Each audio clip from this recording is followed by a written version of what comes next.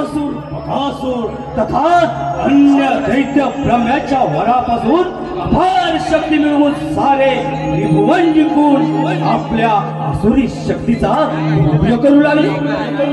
ऋषी मुनी साधू संतांचे आश्रम उद्ध्वस्त करून मोकाट सुटलेल्या गजराजाप्रमाणे सारे जमीनदोस्त करू लागले आणि त्यांच्या अर्ध किंकाळ्या साऱ्या भूमंडळात घुमू लागल्या। पृथ्वीचा भार डगमगू लागला। त्यावेळी पृथ्वी गायीचे रूप घेऊन ब्रह्मदेवास शरण गेली।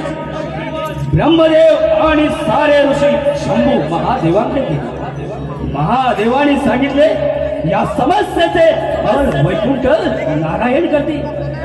तेव्हा सारे श्रीसागरी शेषशय्येवर विराजित होऊन श्री नारायणाने आपली व्यथा कथन केली। सागरातून ध्वनी प्रगट झाला।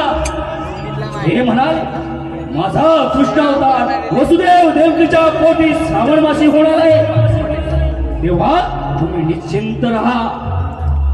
हे सारे ऐकून देव ऋषी आपापल्या स्थानी निघून गेले आणि काही काळानंतर तो दिवस उजाडला। कृष्णदेव जन्मास आले। त्या भयान रात्री काहीच कुणाला कळत नव्हते। अशा विकट प्रसंग वसुदेवाने बाळ टोपलीत ठेवले।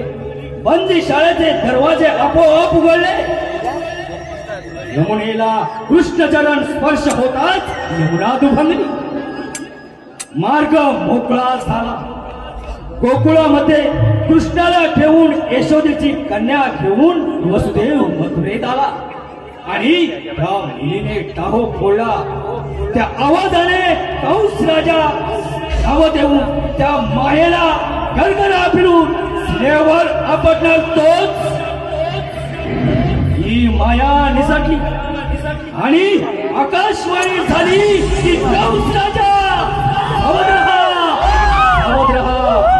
अवध रहा, तुझा आठवा वैरी गोकुळात वाढत आहे। हे ऐकताच कंस राजाच्या पायाखालची जमीन सलगते की काय असा भास व्हायला लागला।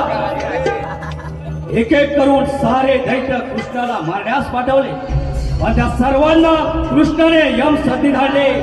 कृष्ण जसा वाढत होता तसतशा त्याच्या घोड्याही वाढत होत्या।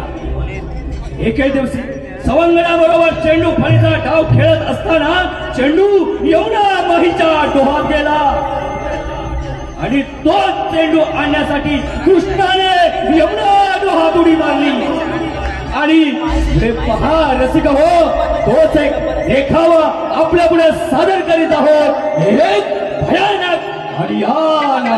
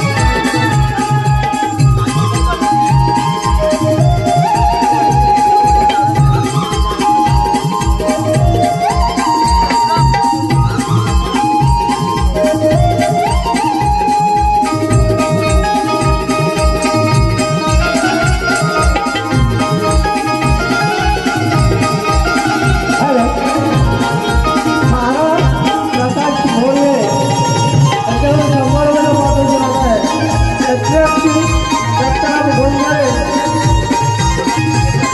त्यांच्याकडून